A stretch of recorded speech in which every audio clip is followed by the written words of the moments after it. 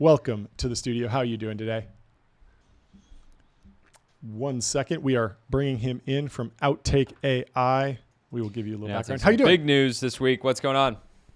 Thanks for having me, guys. I'm pumped to be here. Thanks so much. Thanks for coming on. Busy week for you guys. Hyperscaling and announcing the raise all at the same time. But before we dive in, introduce yourself and the company, and whatever backstory you want to give for the audience. Yeah, of course. Well, first off, thanks for having me, guys. Backstory: I spent 5 years working at Palantir. I worked across a lot of crazy different stuff, as one does at that company. Worked abroad. I was in South America. I was in Eastern Europe. Eventually started to work on really deep core product things. Towards the end, spent a lot of time on what we effectively our experimental product team. So 0 to 1 new product bets. Worked directly for the Palantir CTO, Sham Sunkar, absolute GOAT. A shout out to him. Also one of our angel investors. Nice. Amazing. And then towards the end, as everyone sort of became obsessed with AI, it was really obvious to me that we're gonna live in an increasingly schizophrenic internet. What you see is not necessarily what you get online anymore. Especially the way I think about it is the cost to be a shitty person online went to kind of $0 over the last 3 years.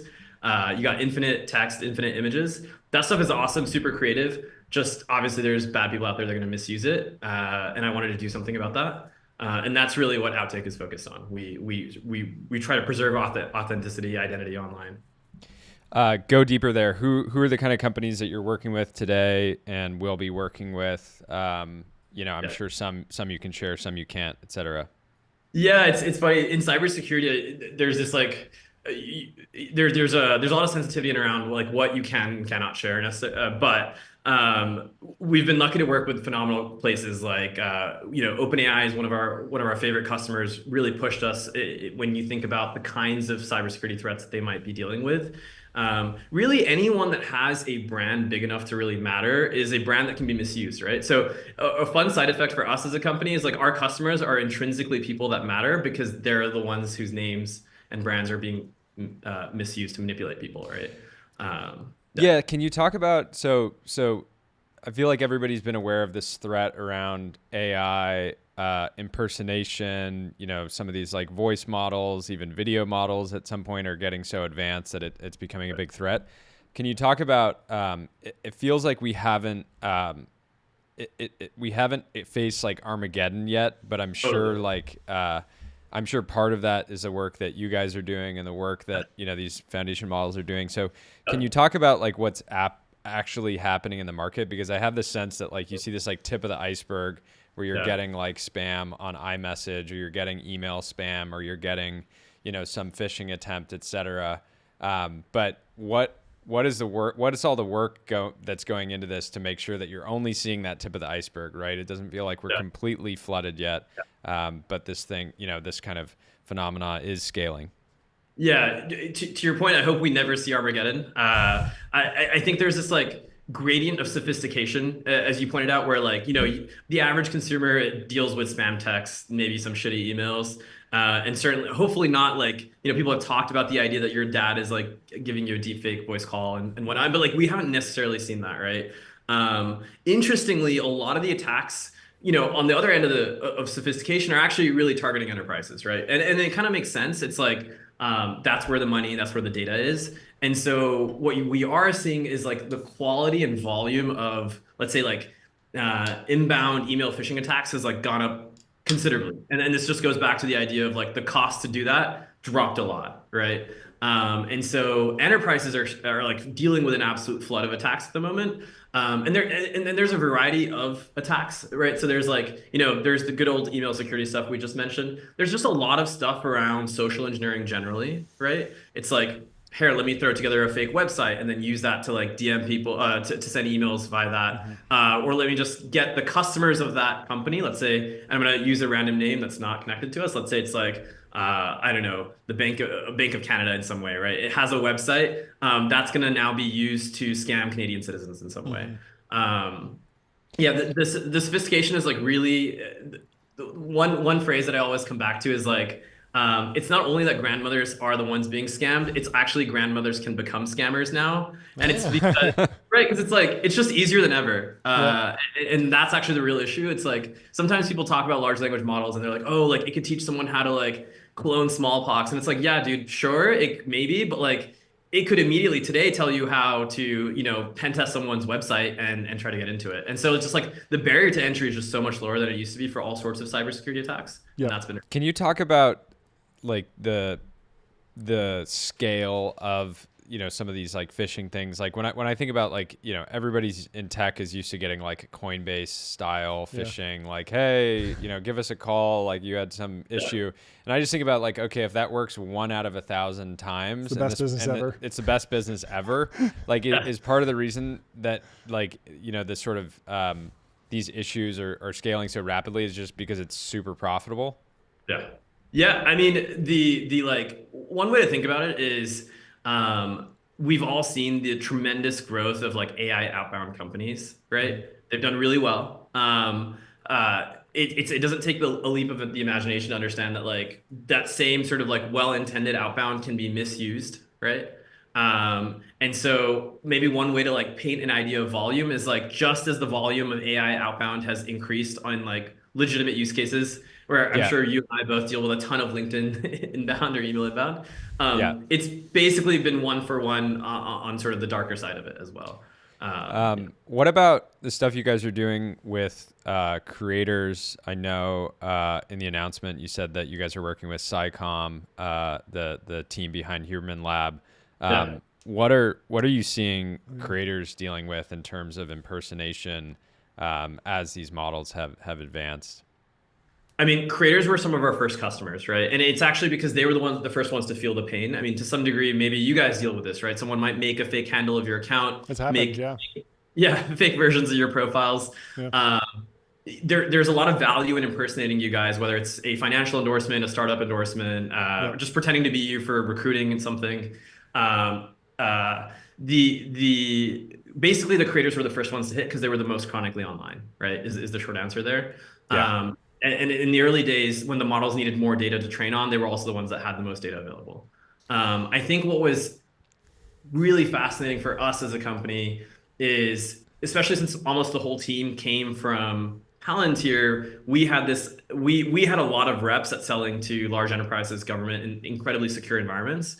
And so creators ended up being this great launching pad for us, where we like built a product really, really fast and then went up market really, really quickly. Can you talk a little bit about recent AI model progress? I don't know if you read this article on Less Wrong from ZeroPath, but just to summarize it, it said recent AI model progress feels mostly like BS. This was from a founder who actually built an AI-driven pen testing company, and they said they kept upgrading to the latest and greatest model. It would completely destroy the benchmarks, but then they weren't getting real-world results, and this was a question about benchmark saturation. I could imagine that, to your point about like the script kiddies are better than ever, basically, because pen testing is democratized now, or hacking or scripting is democratized. But in terms of the work that you're doing, how important is AI model progress to all that, and what is the shape of the curve that we're looking at? Is it sigmoid, or are we going acceleratory to the moon? That's such a good question. It goes back to my sort of like gradient of sophistication response, which is like, surprisingly, as we talked about, we're all dealing with that flood of text. Clearly it's working, but people keep doing it. And so we all agree that like, even if we paused all model progress, that would continue, right? Totally. Yeah.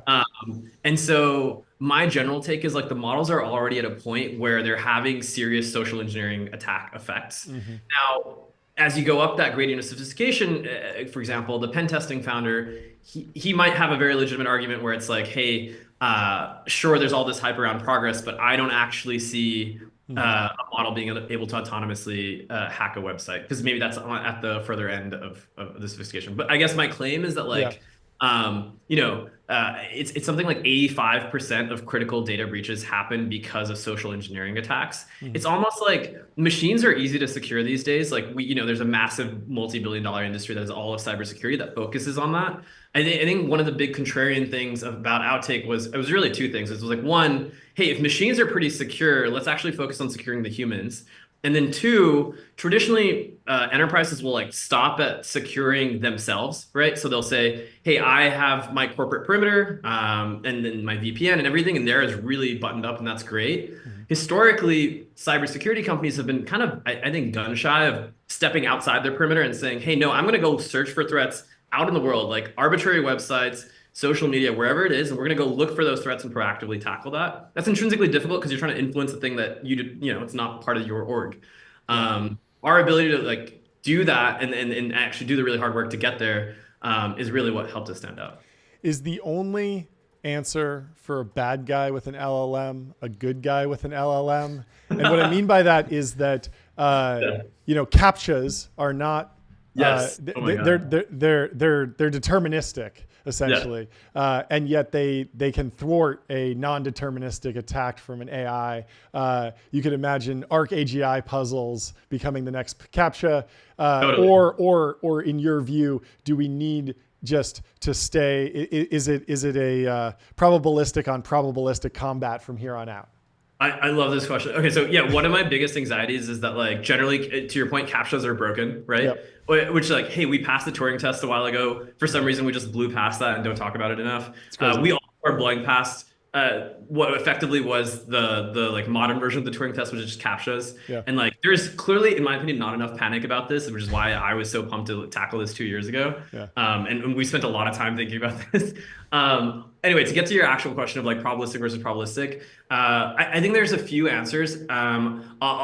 I'll hint at the future of outtake a little bit. Some of it's still parts of it are still in stealth, but I think a lot of what we do today is what you're talking about. It's probabilistic versus probabilistic, and we're thinking about, hey, here's the harm we're seeing, and like, can we go proactively discover it and remove it, right? Mm-hmm. The other half of it, though, candidly, is like, And there's can you probably talk about briefly? Can you talk about the agentic approach there, which is basically like Yeah. you're sending good bots around the internet, finding these sort of social engineering impersonation attempts, and then basically like acting like a human would in terms of being like reporting this content, basically flagging it, being very specific about it. But maybe could you dive in there around like, why, why this sort of agentic experience is important when you're building out in the sort of like dealing with threats in the real world out on right. the internet versus internal.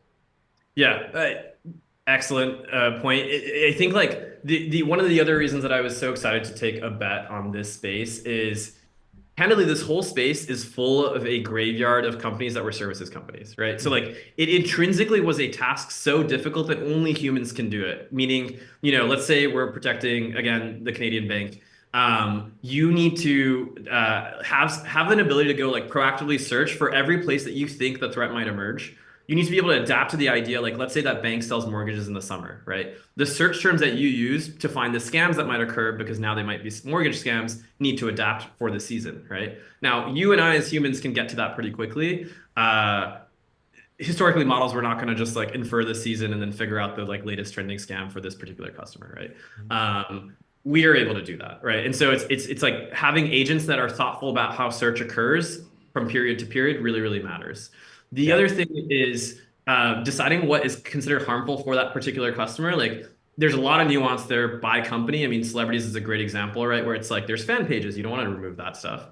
And so there's a lot of nuance in how you determine harm. Again, a reason why you would train up, a team of people to be like, hey, this is what we consider harmful. There's a lot of moat in frankly figuring that out.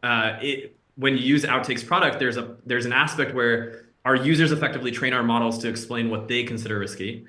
And then the final bit is taking over the actual like remediation steps, right? Like everyone talks about legal AI. Like I think we've built one of the most effective legal AI workflows, right? Where we like go out and like interact with third parties to resolve external issues. Can you talk a little bit about the actual monetization or value capture here? I could imagine if I'm a bank and my customers are getting scammed, it's not exactly a bug bounty but you are creating value for me because my customers are going to be happy. Then they're going to be unhappy with me if they get scammed, even if I had nothing to do with it.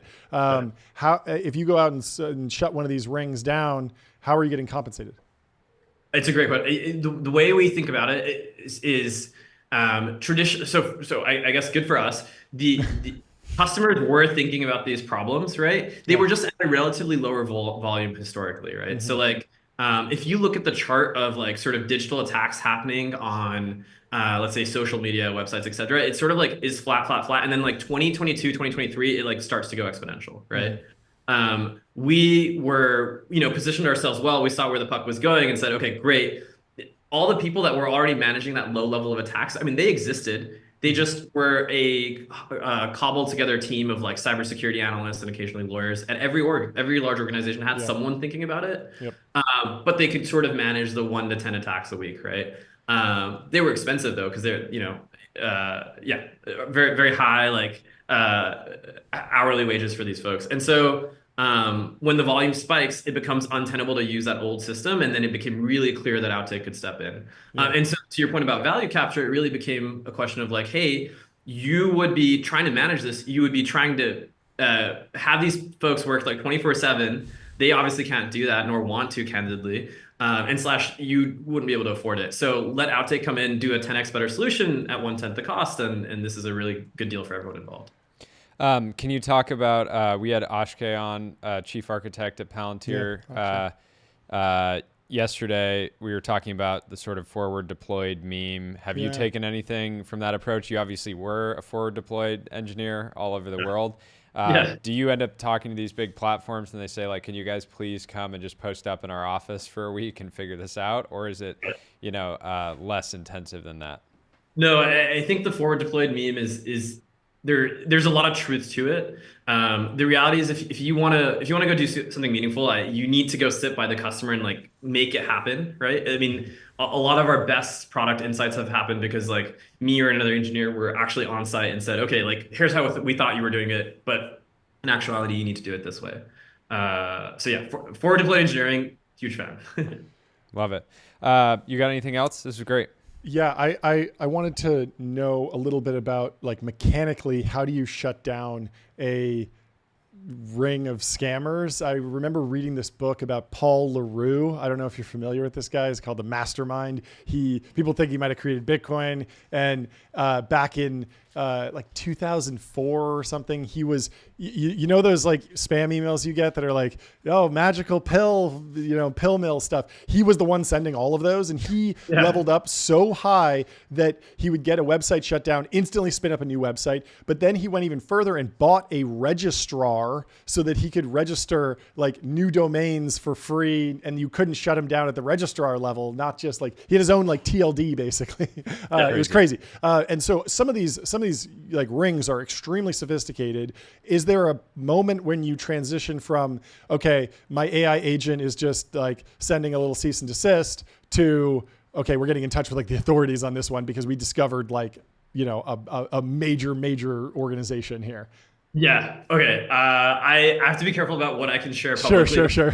But yes, like sure. Yeah, we saw it with the Mark Rober. Mark Rober like busted some fraud scheme in India, right? I don't know if you're familiar with that one, but maybe just tell us some historical stories of how this works. Yeah. So to your point on the mechanics, like the traditional way to like deal with all this is purely legal, right? You put together, let's say, or it depends on the exact type of attack, but generally everything you said is spot on, which is like cease and desist letter, maybe a complaint to the domain host, the registrar, et cetera. That was a key ingredient in the early parts of Outtake. I think the big differentiator, in addition to all the agentic stuff, is like we've thought really deeply about how do we become the platform that is like trusted by domain registrars, hosts, social platforms, et cetera, to be a high quality source of reports, right? Like that is incredibly important. And I can't say too much, but like, we've invested a lot of engineering resources in that direction as well. Yeah, that makes a ton of sense. Well, thanks so much for joining. This is a fantastic conversation, and good luck to you. Hopefully you bust, some massive scamming ring soon. And, every day, I'm sure. But you're a new cybersecurity correspondent. Thank you for all the helps. He's already been finding people impersonating us. It's great. Yeah. So appreciate your hard work and the whole team, and congrats on the new round. Yeah, thanks a lot, Alex. Thanks, guys. Talk to you soon. Cheers. Bye. Talk soon.